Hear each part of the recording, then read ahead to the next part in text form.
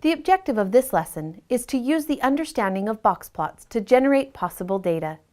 In previous lessons, students learned how to create and interpret box plots. Students learned that the key to understanding the box plot is the 5-number summary: the maximum, the minimum, quartile 1, quartile 3, and the median. Students will use their knowledge in today's task. Let's begin with the task. These graphs represent the amount of time it takes for 6th and 7th graders to complete their homework. Each graph has 17 pieces of data. Generate the possible values that could be used for each graph. Let's generate values for 6th grade homework completion time.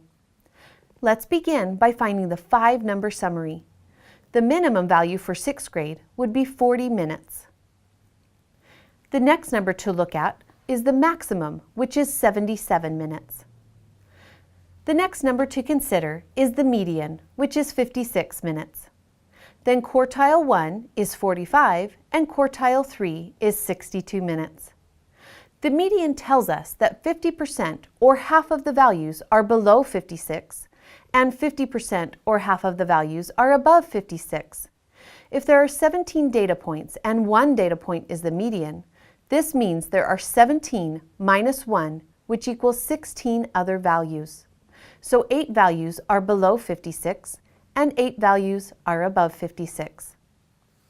Let's generate the values below the median first. We know the minimum is 40 and quartile 1 is 45. This means that 25% or 1/4 of the values lie between the minimum and quartile 1. So 4 values are found from the minimum to quartile 1. The minimum of 40 minutes is one of the values we will include. Any other number that is between 40 and 45 can be used. So let's use 41, 42, and 44. The next section to look at is from quartile 1 to the median.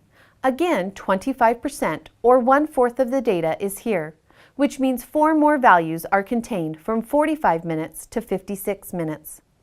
Let's use 46, 47, 52, and 55 as the next set of values.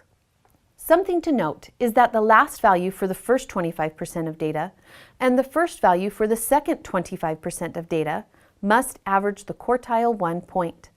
The average of 44 and 46 is 45.